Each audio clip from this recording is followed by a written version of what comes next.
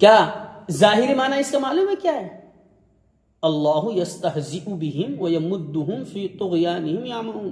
اس کا ظاہری معنی اشرف علی تھانوی ہیں اور دیگر جو ہے غیر مقلدین، ان لوگوں نے کیا کیا؟ ترجمہ ظاہری کر دیا. اللہ تبارک و تعالی ان سے ٹھٹھا کرتا ہے.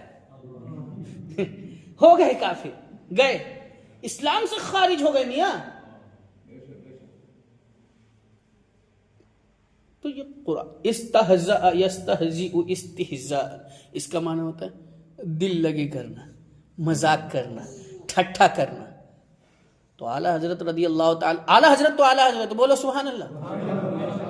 تو اعلیٰ حضرت رضی اللہ تعالی عنہ نے فرمایا کہ اب تو بتا، اور دیوبندی مولوی تو یہ بتا کہ جو تو نے ترجمہ کیا ہے کیا یہ ترجمہ یہی ہوگا، یہی ترجمہ ہوگا؟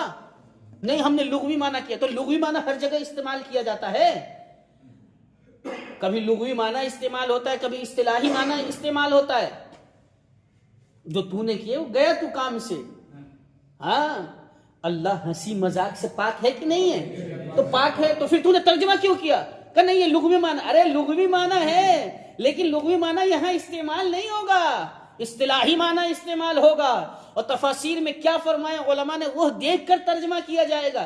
آگے کی عبارت دیکھی جائے گی، پیچھے کی عبارت دیکھی جائے گی، آیت کریمہ کا جو ہے شان نزول دیکھا جائے گا، اسباب نزول کیا ہیں یہ دیکھا جائے گا، اللہ کی شان کیا ہے یہ دیکھا جائے گا، کون سا معنی، کون سا ترجمہ، کون سا جو ہے تفسیر یہاں فٹ ہوگی وہ دیکھا جائے گا. کر دیا تو نے ترجمہ. پھر اس پر امام اہل سنت نے کتاب لکھی انوار المنان فی توحید القرآن.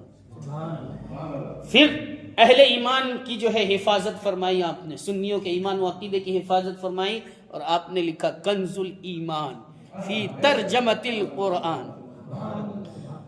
اہل ایمان تو کیوں پریشان ہے؟ رہبری کو تیری کنز الایمان ہے، تو پریشان کہاں ہوتا ہے؟ اور آج بڑے بڑے سائنسداں، سمجھ میں آئی بات، اور بڑے بڑے کلیکٹر اور بڑے بڑے جو ہے نا لیکچرار کنز الایمان کے ترجمے کو پڑھ رہے ہیں اور کہہ رہے ہیں جو ترجمہ امام احمد رضا نے کیا ہے یہی ادب کا ترجمہ ہے، یہی عشق والا ترجمہ ہے. اور یہ بعض جو ہے اکابر علماء نے تو یہاں تک فرمایا کہ یہ قرآن تو عربی میں ہے ہی، لیکن جو ترجمہ ہم پڑھتے تو ایسا لگتا ہے کہ اردو میں ہم قرآن پڑھ رہے ہیں. مانا عرب نے تجھ کو یگانا، گایا عجم نے تیرا ترانہ، مانے ہیں تجھ کو سارا زمانہ، حامی سنت اعلیٰ حضرت. تو وہاں یہ ترجمہ نہیں ہوگا. اللہ یستہزئ بہم کا یہ ترجمہ نہیں ہوگا کہ اللہ ٹھٹھا کرتا ہے، اللہ مذاق کرتا ہے، اللہ دل لگی کرتا ہے. ان ساری چیزوں سے تو اللہ پاک ہے. تو پھر ترجمہ کیا ہوگا؟ تو ترجمہ اعلیٰ حضرت نے کیا ہے کیا؟ اللہ یستہزئ بہم، اللہ تبارک و تعالی ان سے جو ہے سزائے استہزاء فرماتا ہے. کما یلیق بشانی، جیسا اس کی شایان شان ہے، اس کی حقیقت کو ہم نہیں سمجھ سکتے. سمجھ میں آ رہی بات؟ اور جو وہ استہزاء کر رہے ہیں تو اللہ اعلیٰ حضرت فرماتے ہیں کہ وہ استہزاء جو کر رہے ہیں نا، کون؟ کافر، مشرک، منافقین. تو جو استہزاء، ٹھٹھا اور دل لگی اللہ تبارک و تعالیٰ سے وہ لوگ کر رہے ہیں، میں نے قرآن کی آیتوں کا انکار کر کے، تو اللہ نے یہ جزائے استہزاء کے طور پر جو ہے فرمایا کہ اللہ تبارک و تعالیٰ اس استہزاء، دل لگی اور ٹھٹھا جو تم کر رہے ہو، اللہ اس کا جو ہے بدلہ تمہیں جہنم کی شکل میں دے گا. یہ مراد ہے. سمجھ میں آ رہی بات؟ ہاں، اللہ ان سے جو ہے جو یہ استہزاء اور ٹھٹھا جو کر رہے ہیں اس پر جو چیز اللہ دے گا ان کو جہنم میں، جہنم کی شکل میں دے گا، عذاب کی شکل میں. تو یہ فرمایا کہ اللہ تبارک و تعالیٰ اس پر ان کو سزا دے گا. ٹھیک ہے، کما یلیق بشانی. اور اللہ تبارک و تعالیٰ ان ساری چیزوں سے، استہزاء سے، ٹھٹھا سے، دل لگی سے، ہنسی سے، مذاق سے کیا ہے؟ پاک ہے. پھر اسی طریقے سے وَمَكَرُوا وَمَكَرَ اللَّهُ، انہوں نے مکر کیا. تو اب وہابیوں نے بھی ترجمہ دیوبندیوں نے کر دیا اللہ نے بھی مکر کیا. تو اعلیٰ حضرت نے پکڑا نہیں، غلط ہے، گئے تم اسلام سے، خارج ہو گئے. یہی تو بات ہے اعلیٰ حضرت کی. اعلیٰ حضرت پردہ اٹھا اٹھا کے دکھاتے ہیں، دیکھو بھائی یہ بدعقیدہ، یہ بددین ہے. تو ظاہری معنی کیا نہیں مراد ہوتا ہے. تو آقا کائنات صلی اللہ علیہ وسلم سور بھی دیکھ رہے ہیں، اسرافیل علیہ السلام کو بھی دیکھ رہے ہیں، سور کس حیت کی ہے، کس شکل کی ہے، کس صورت کی، یہ دیکھ رہے ہیں. اور پھر اللہ تبارک و تعالیٰ کے مقدس حبیب یہ بھی بتا رہے ہیں کہ وہ کس طریقے سے ڈر کے کان لگائے ہوئے کھڑے ہیں حضرت اسرافیل علیہ السلام. تو یہ کہاں کی بات ہے؟ یہ قرب قیامت کی بات ہے. اور آقا کب بیان فرما رہے ہیں؟ اور 1447 ہجری چل رہی ہے. اور آج کا ملا، آج کا وہابی، آج کا دیوبندی کا علم غیب نہیں جانتے. سور کے بارے میں کس نے بتایا؟ مصطفیٰ جان رحمت نے. اسرافیل کے بارے میں کس نے بتایا؟ مصطفیٰ جان رحمت صلی اللہ علیہ وسلم. کس حیت کی وہ کا جو ہے وہ سور ہے، کس شکل کا ہے، آقا کس نے بتایا؟ آقا کائنات صلی اللہ علیہ وسلم. پھر آقا فرماتے میرے غلاموں جب اللہ ارشاد فرمائے گا.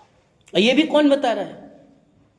آقا صلی اللہ علیہ وسلم بتا رہے ہیں کہ جب سارے لوگ فنا ہو جائیں گے تو اللہ ارشاد من ابقیت یا اسرافیل، اے اسرافیل اب کون باقی رہا، اب کون باقی رہا؟ وہ عرض کریں مالک مولا تیرا بندہ ہے. تو اللہ تبارک و تعالی جو ہے سور جو ہے نا وہ بھی ختم، ٹھیک ہے. اور حضرت اسرافیل علیہ السلام سے اللہ ارشاد فرمائے گا، اللہ تبارک و تعالی ارشاد فرمائے گا مت، یعنی تو بھی انتقال کر جا، مت یا اسرافیل، تو وہ بھی انتقال کر جائیں گے. اب کون رہا؟ کوئی نہیں. سمجھ میں آ رہی بات؟ اور موت کو کیا کیا جائے گا؟ موت جب آتی ہے، ارے سور جیسے ہی پھونکیں گے تو موت آئے گی نا، تو موت کو نا ایک مینڈے کی شکل میں لا کر اس کو بھی ذبح کر دیا جائے گا. موت کو بھی موت آنی ہے.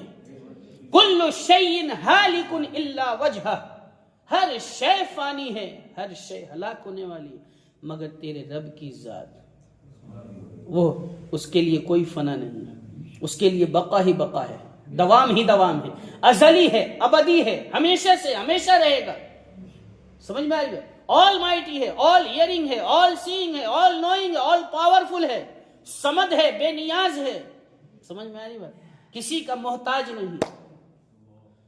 تو پھر اس کے بعد جب اللہ چاہے گا، اب بولو سبحان اللہ، تو سب کے سب تو وہ ہو گئے نا، کیا ہو گئے؟ حضرت اسرافیل علیہ السلام بھی سب ہو گئے نا، سب انبیاء اکرام، رسولان اعظام جتنے ہیں سب کے سب. پھر اللہ تبارک و تعالی جب چاہے گا تو حضرت اسرافیل کو زندہ فرمائے گا.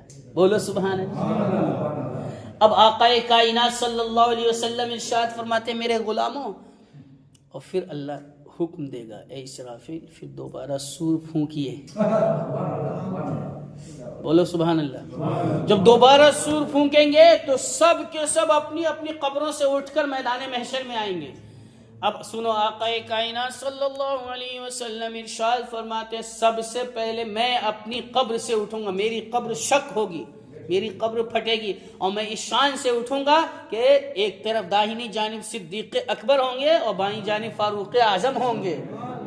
محبوب رب عرش ہے اس سبز قبے میں، پہلو میں جلوہ گاہ عتیق و عمر کی ہے. سمجھ میں آ رہی بات؟ سعدین کا قران ہے پہلوئے ماہ میں، جھرمٹ کیے ہیں تارے تجلی قمر کی ہے. آقا فرماتے ہیں میرے غلاموں بتاؤ وہ شان کیا ہوگی جب ایک جو ہے ایک طرف داہنی جانب صدیق اکبر ہوں گے، بائیں جانب فاروق اعظم ہوں گے، اور یہ دونوں میرے ساتھی جو ہے میرے ساتھ جو ہے چلتے ہوئے میدان محشر میں جائیں گے. اور تم شیخین کریمین کو گالیاں بکتے ہو، شرم نہیں آتی ہے؟ آقا تو انہیں اپنے پہلو میں لٹائے ہوئے ہیں. تو اس شان سے جو ہے آقا کائنات صلی اللہ علیہ وسلم میدان محشر میں آئے. اس کے بعد سب لوگ زندہ ہو جائیں گے، سب لوگ اپنی اپنی قبروں سے اٹھیں گے. کہاں جائیں گے؟ میدان محشر میں. کہاں قائم ہوگا میدان محشر؟ ملک شام میں. تو یہ بات ہے. تو اس حدیث کو امام اہل سنت نے الدولۃ المکیہ بالمادۃ الغیبیہ میں ذکر فرمایا، بتایا کہ دیکھو یہ کب ہے، یہ کب ہونے والا ہے. ابھی تو کتنے لوگ آئیں گے، کتنے جائیں گے، اور آقا کائنات مدینے میں بیٹھ کے بتا رہے ہیں. تو یہ علم غیب نہیں ہے؟ جبریل کے بارے میں بتائیں، آقا اسرافیل کے بارے میں بتائیں، اسرائیل کے بارے میں بتائیں، میکائیل کے بارے میں بتائیں، ملائکہ کے بارے میں بتائیں، عرش کے بارے میں، فرش کے بارے میں، تمام چیزوں کے بارے میں، دجالوں کے بارے میں، کذابوں کے بارے میں بتائیں، پھر بھی کہتے ہیں علم غیب نہیں ہے.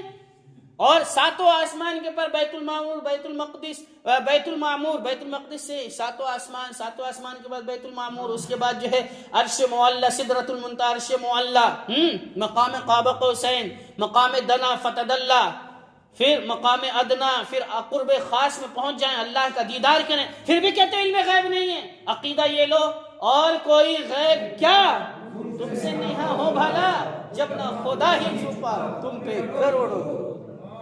یہ مراد ہے، سمجھ میں آئی بات؟ اللہم ربنا تقبل منا الفاتحہ۔